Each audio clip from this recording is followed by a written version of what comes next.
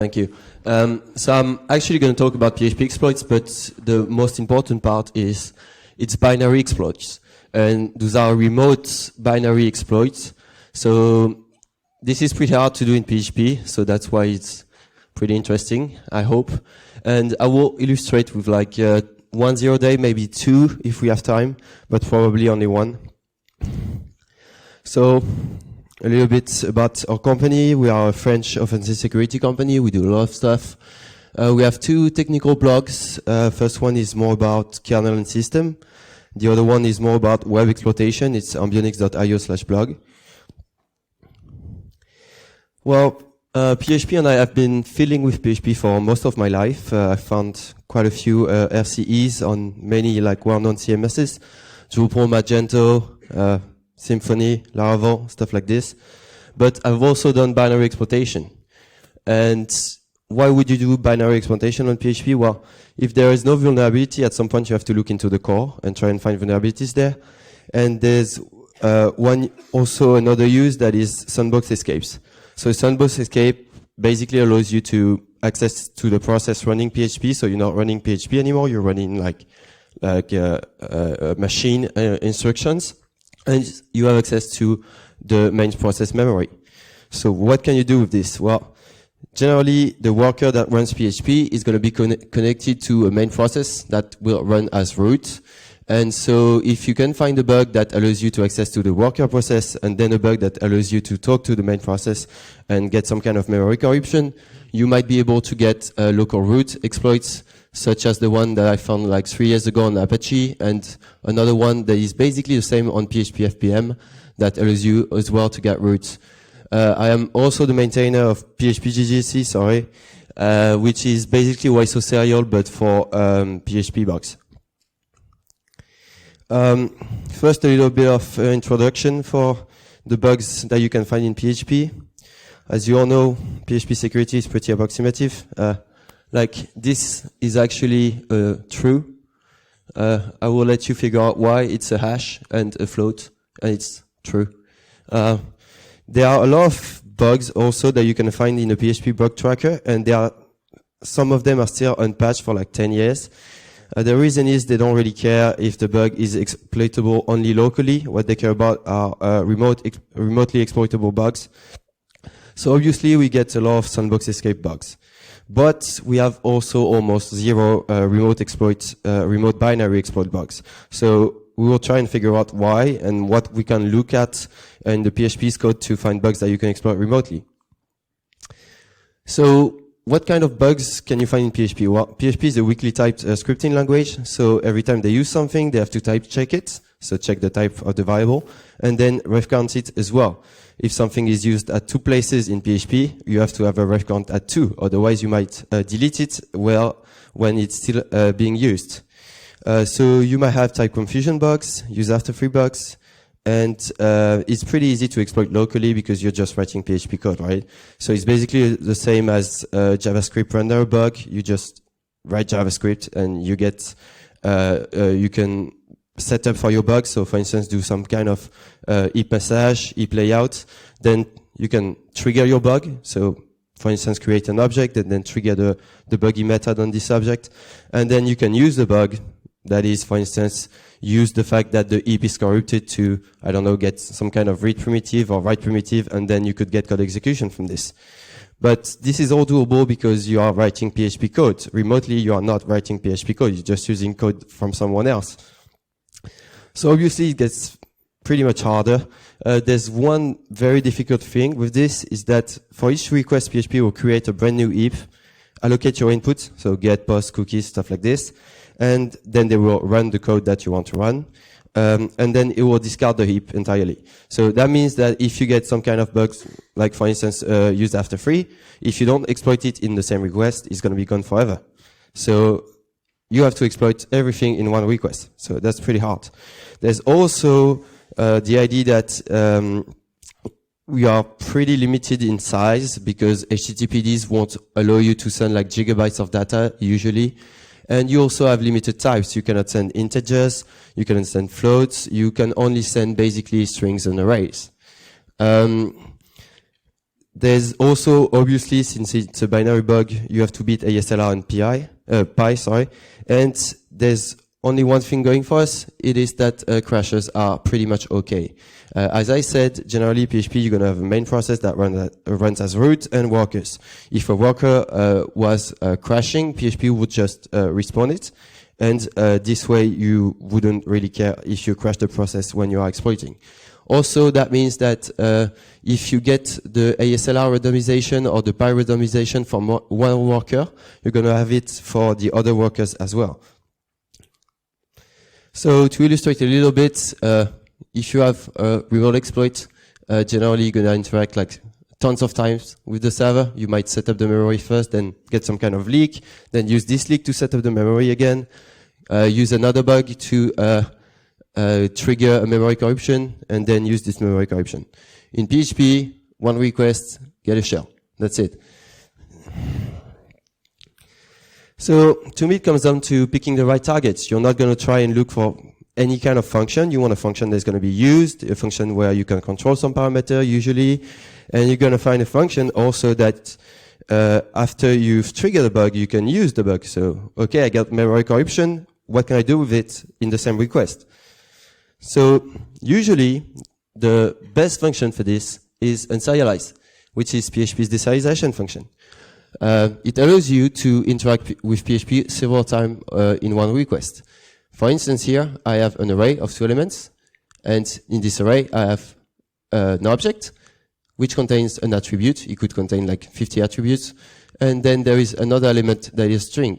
So you can easily see that if you have access to unserialize as an attacker, you can create any kind of heap layer that you want, then create any kind of object, then trigger, for instance, the bug on one of these objects, and then use the bug afterwards with other array elements. So it comes down to, as I said here, interact with PHP several times, but only during one request. So unserialize, I mean, it's pretty well documented. I won't talk about this one. My idea was to use database driver functions. When PHP connects to the database, it will first connect, and then it will send several queries, and then the database is going to send the data back. So that's a way to interact with PHP several times, but only during one request. So that's pretty good for us. So that's a way to potentially have a trigger, so find a bug, and then use the bug by sending query results. So I actually released 2 bugs. The first one we're going to talk about way more. The second one, maybe if we have time. The second one doesn't matter too much, actually, because I couldn't find any known CMS or framework that was using this function. It's pretty old, sadly, because it's actually a really funny bug, but it's useless. So the first one is more important. It actually happens when PHP sends its password to a database, and you will get a buffer overflow in the heap. And that will affect basically any kind of database management system, such as Adminer, PHPMyAdmin, any kind of shared hosting, also utility. You would get the bug here.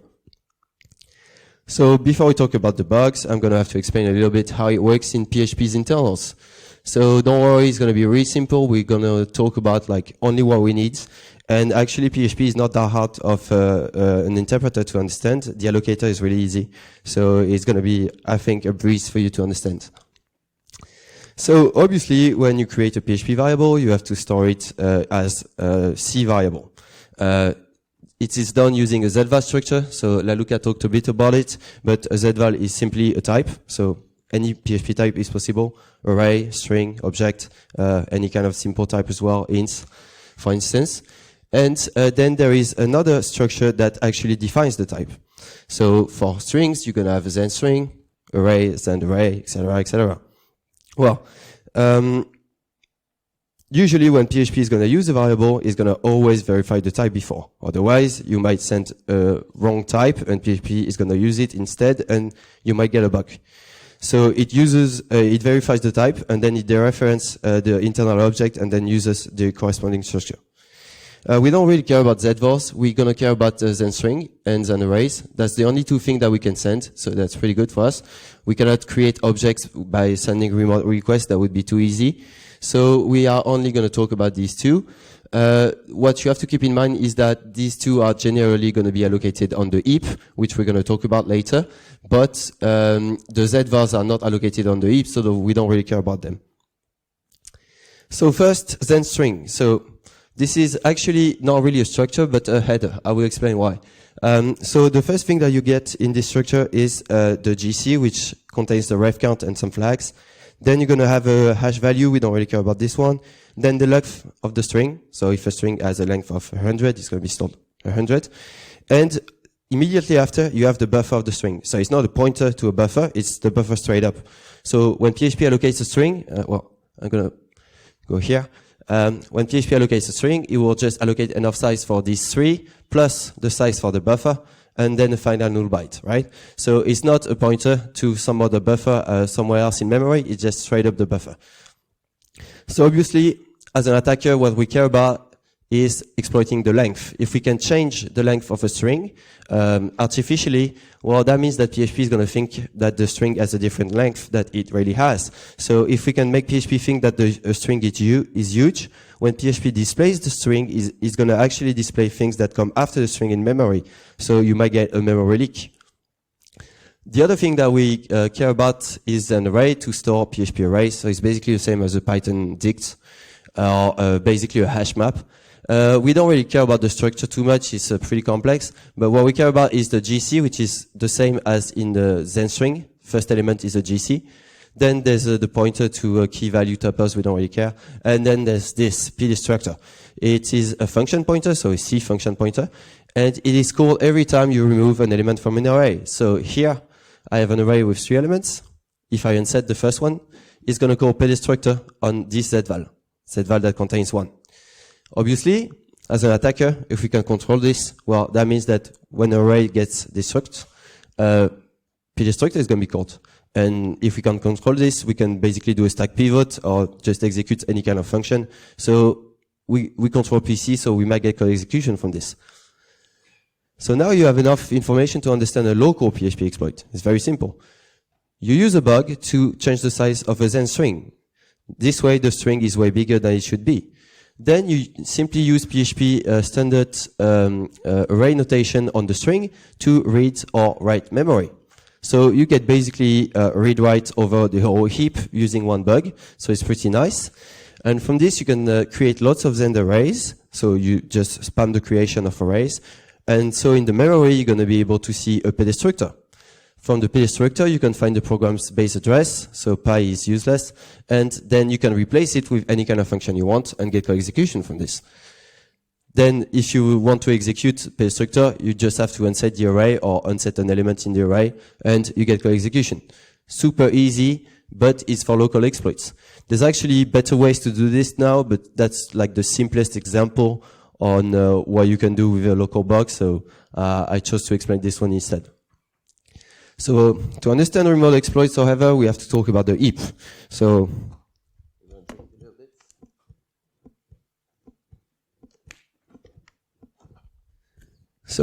the heap, you have 2 main functions as usual. One to allocate. So I want like n bytes. You use immalloc. It returns a pointer to a chunk that is at least of size n. And when you don't need the chunk anymore, you just call e3 and it just removes it.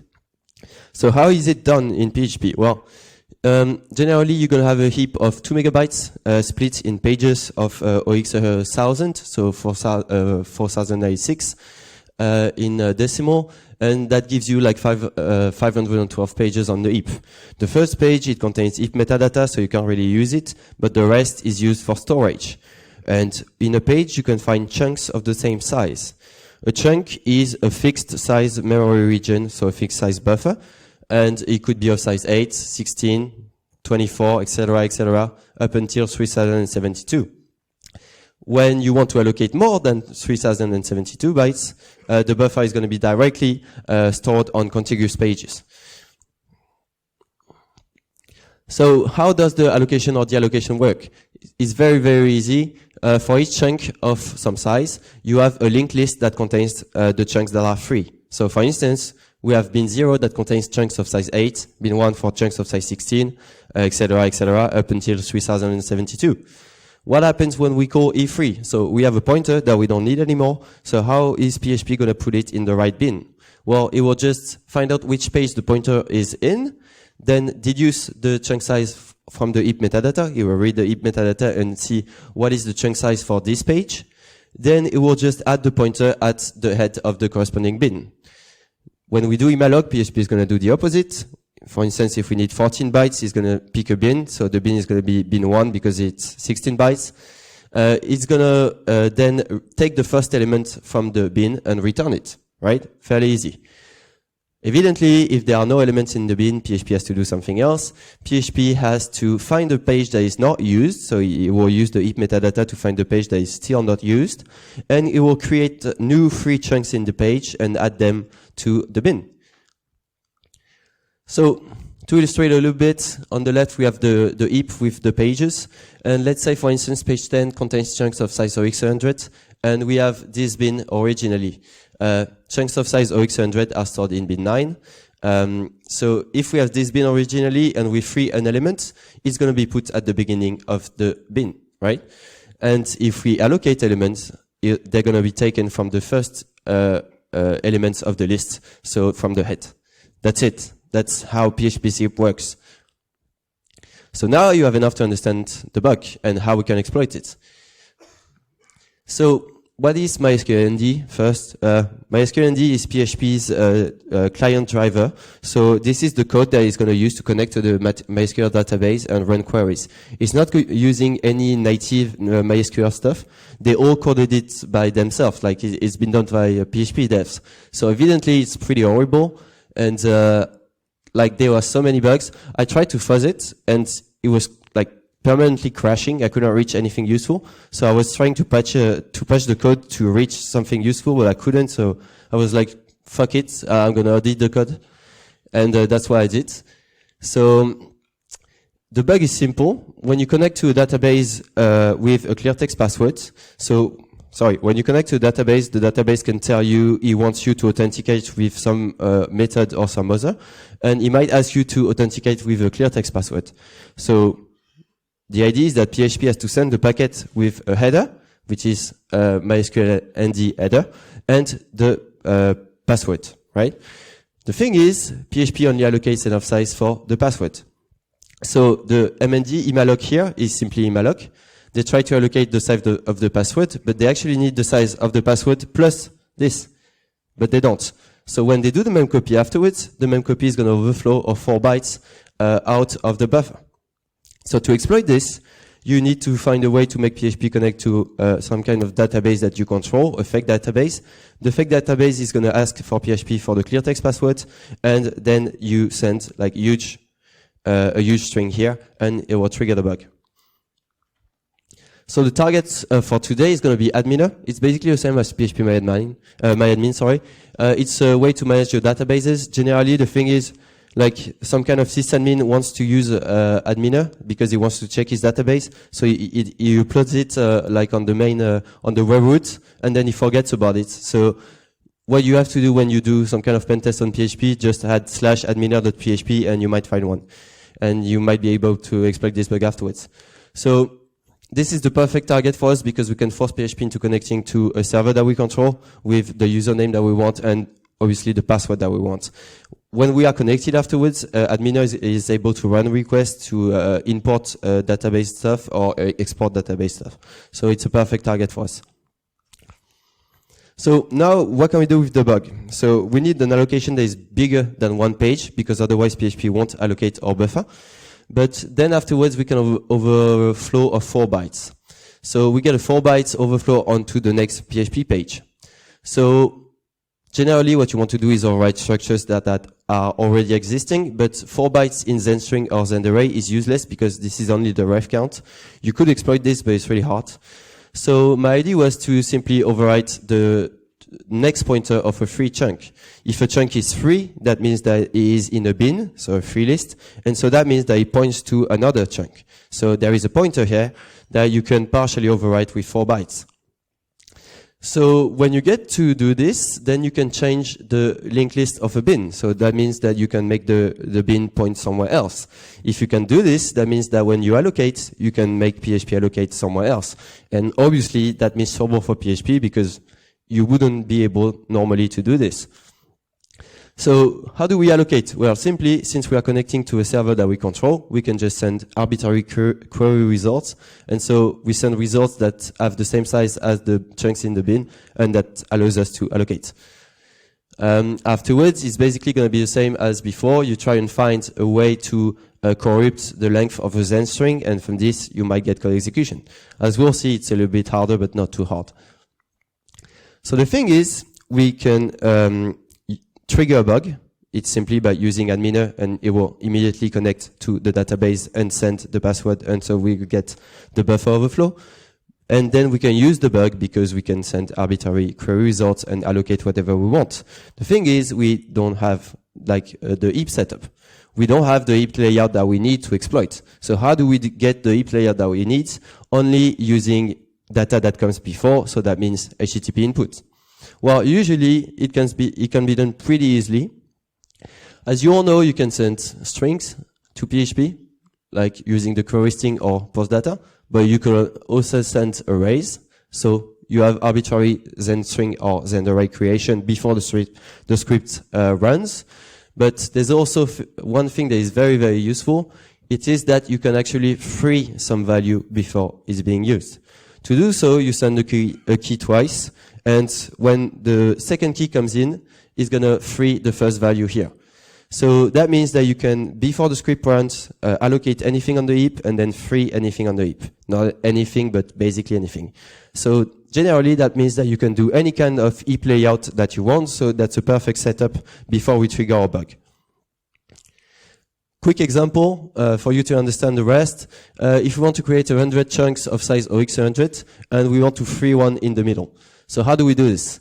Well, we send strings of size OXE7. Why? Because as I said before, a Zen string has a header size of OX18 because there are 3 elements of 3 keywords and 1 final null byte. So if you do the addition, you get actually 100. And so you want 100 chunks, so you send an array with 100 times OXE7 strings of size OXE7. And then afterwards, you want to free one in the middle, so you just redefine the array value here, and that works. So now, what can we do? We can set up the heap using get and post, which is nice. We can then trigger the bug by connecting to a rogue MySQL server, and then we can use the bug by sending arbitrary query results to PHP. So that means other Zen string allocations, so that means that we might be able to control a free list. So we are pretty close to getting code execution.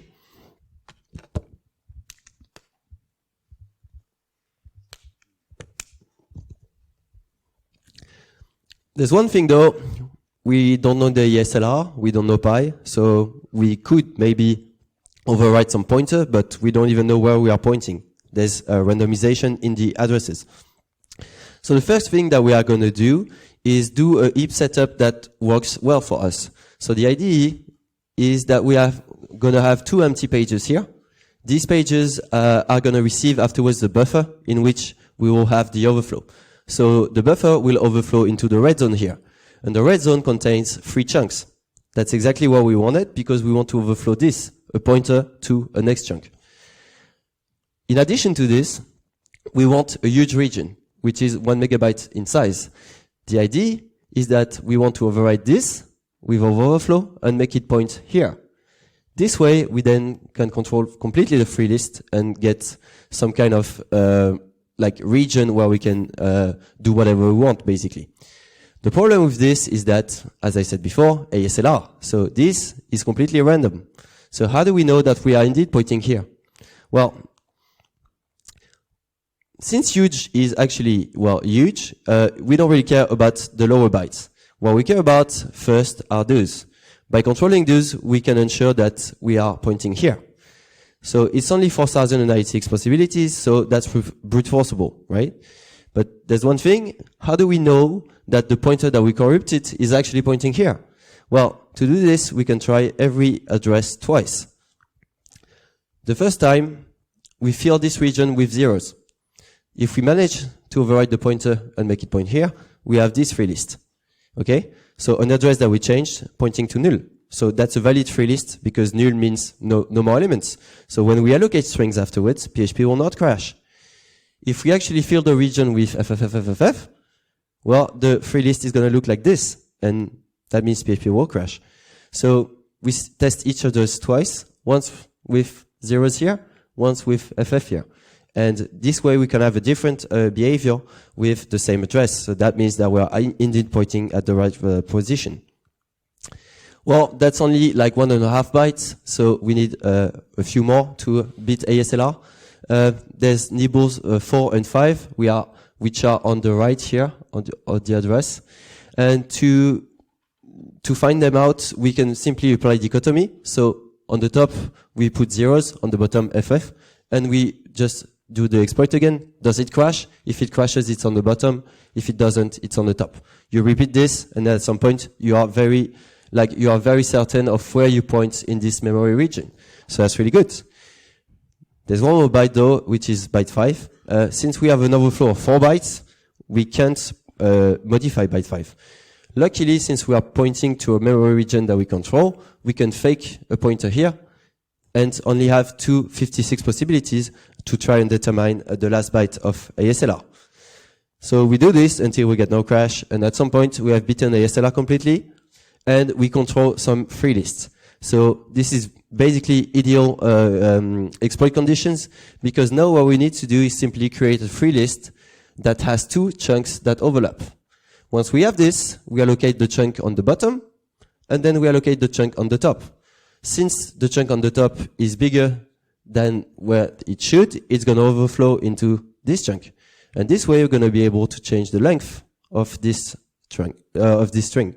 If we change the length of this string, that means that when PHP displays it, it's going to actually display the memory that comes afterwards. And we get a heap leak. Well, it's basically done at this point, because if you get a heap leak, you can create lots of arrays remotely using get and post, as I said before. And that means that when you get the heap leak, when you view the data, you're going to find the address of some p-destructor. If you find the address of a p-destructor, that means that you have beaten PIE, because it actually points to the program main's address. And since you have the program's main address, you can just change p-destructor using, again, the free list that you control. So you might make a Zend array and a Zend string overlap, as we did for 2 Zend strings. And this way you can override p-destructor. And if you can override p-destructor, you can change the address of the function that is executed when the array gets destroyed. And the array evidently gets destroyed after the end of the request. So now you get code execution. You probably expect a demo now, but actually there was some kind of patch that fucked the exploit. So I actually wanted to report it after like a few months, and I realized that like 2 days before, PHP changed the code responsible for clear text authentication. It wasn't related to this bug, but they just wanted to add a null byte at the end of the MySQL password. So my exploit didn't work anymore. The idea with the exploit here is that you have to control the last byte, because you want byte 4 to be controlled. And if they have a null byte here, well, byte 4 is not controlled anymore, and so the exploit doesn't work. Which was actually a good thing, because I was pretty stupid with my first exploitation. You can do way better, and this is what I'm going to show here. So, as I said, you have a 4 bytes overflow. But the buffer that gets overflown from is actually page aligned. So if you create a password which has the size OX2000-3, and you add the 4 bytes of overflow, you actually get only 1 byte of overflow on the next page. So you get a way better primitive. A 1 byte buffer overflow is really nice. It's basically a null of by 1 in the heap. Obviously, we have to exploit differently, but we are going to do this. It's not too hard. So the idea is the same as before. We want to overwrite a next pointer so that we can control some kind of free list and make it allocate wherever we want. I chose this chunk size. It's not too important, but for instance, if you choose chunk size of OX100, every chunk is going to be aligned with OX100, so you're always going to have 0, 0, 0, 0, 0, 0, and so your null byte of by 1 is absolutely useless. In here, if you overwrite this byte with 0, 0, obviously it doesn't change anything. if we overwrite this one with 0, 0, it actually points here. So you have some kind of circular pointering. So it's pretty awful to debug and to exploit. This one, we actually have the same. It actually points to the first chunk here. This one we don't really care about. This one we care about. So with this one, if we overwrite with 0, 0, it will actually point after this one, but before this one. And it will actually overlap with this one. So our idea here is to overwrite a pointer that ends with 1C0 and make it actually point to 100. This way it points right before 150, and we can do the same exploit as before. The same exploit as before is we have two chunks that actually overlap. So we create a string in the first one, and then we create another string in the second one, and they will overlap so you can control the header of the first one. So now it's a completely new exploit. So you have to keep in mind, we don't have ASLR, we don't have PIE anymore. We are starting from scratch. So the idea is to have basically the same heap setup, but we don't need huge anymore. We cannot point to it. So the green region is gone. And instead of having OX400 chunks, we are actually using chunks of size OX70. So basically the same as before, not too hard to do. The problem is we are very interested in this address here because we will overflow 1 byte in this address. So this address really needs to be 1C0. If it is 70, we're actually going to have a circular one. If it is E0, it's going to be a circular pointering as well. So we don't want this. We actually want this one to be 1C0. So we need to know what chunk we are overwriting, right? We have sent lots of chunks and freed them all, but we want to know which chunk we are overwriting. So to do this, basically the same as before, we do trial and error. So we free every variable that we sent, but one. So if the variable is here, for instance, we will overflow of 4 bytes here, and PHP will crash when he wants to allocate because the free list is fucked. But here, if we actually have our chunk that is kept allocated on the top, we will overflow only in ref count. And if we overflow in ref count, it's not gonna break PHP, so it's gonna work. So that's a way of finding out which which chunk we are overwriting. Obviously, you might suggest using dichotomy. The problem is that if you use dichotomy, you're gonna send data of different sizes. If you send data of different sizes, PHP is going to allocate them differently. If they allocate it differently, all this is going to be completely changed and you're going to mess up everything here. It's actually, like, I'm saying this is easy, but it's actually hell. But at some point when you have something that works, it usually works everywhere. But before this, you have to basically do try and error until it works out. So now we have the chunk that we want. We didn't do too many requests to get it, so it's not that expensive. And now the idea is that we want C0 here to point to C4 because this is the address we want to overwrite. Okay? And before this, we actually want 150 to be allocated because once we have our overflow down, this is going to be 100 approximately here, and then it's going to overflow into this. But to overflow into this, we want to have this already allocated. So that means that we have a free list that first allocates this and then allocates this and right after this. It's not too hard to do. Generally, by just sending get and post variables and freeing them, then allocating them again, you can get some kind of heap setup that is not too hard. It's actually good because we actually know the address of, we know the last bytes of C0, so we know the bytes of the others. So it's not too hard to do. I won't take too much to explain this one. So this is the setup phase now for new exploit. We want this kind of free list in PHP before we connect to the database, right? And once we have this, we can trigger the bug. So 1 byte buffer overflow, this becomes 100. Now we have two chunks that overlap. When we allocate, this one is going to be allocated first, and then at some point this one is going to be allocated. And we're going to have two chunks that overlap. So now it's pretty easy to exploit. It's basically the same as before. The different thing though is that we need to beat ASLR. We still haven't talked about ASLR. Well, in here, there should be a pointer to the next chunk that is free. Well, the thing is, since we have moved the pointer that pointed here to here, in here, you still have a dangling pointer. So when you do the corruption on the Zen string, what you're going to see is actually first a pointer to the next chunk. And using the pointer to the next chunk, you can obviously deduce ASLR, and so you don't care about ASLR anymore.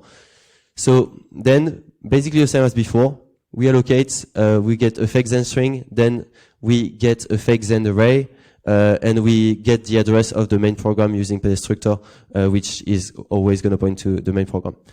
And so that means code execution remotely using adminer. So now it's demo time. Hopefully it's going to work.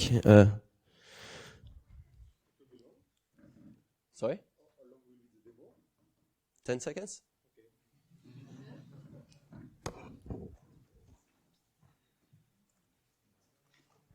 10-second demo. 1, 2. So this is adminer, but you need the mic. You need the mic. Ah, yes, sorry. This is adminer. There isn't the CSS or anything because I just messed up the setup, but we don't really care about the CSS, do we? And I need to put what? A little bit more than 10 seconds. I might help you. Oh, yeah, but okay. I need to get this going anyways. Where's my mouse?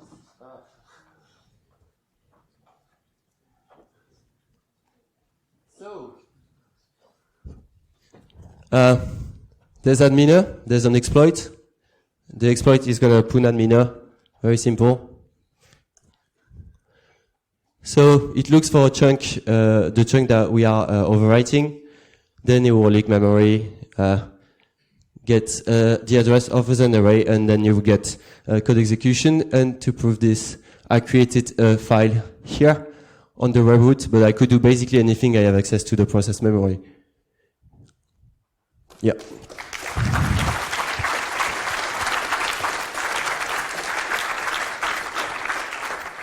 So I was too long, or? Time to finish. Time to finish? Okay, well, whatever. I had the conclusion, but basically PHP sucks, and you could fight bugs, but...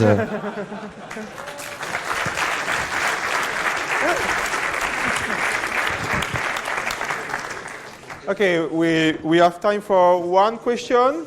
Be lucky to be the guy to ask a question. Somebody raise your hand. Okay. So I will have a quick question. What is the impact of the exploit? How many systems can be hacked? Do you think it's dangerous? Whatever you think about that. Honestly, take the mic, please, Charles. We found you can find a lot of adminer instances, and there are also other things that are vulnerable that we didn't talk about it. But it's pretty useful. Okay. It's pretty useful. But you have to have someone that fucked up in the beginning because adminer shouldn't be on a website that is publicly accessible. Okay. Thank you so much. Some announcement about Florent, and thanks again, Charles.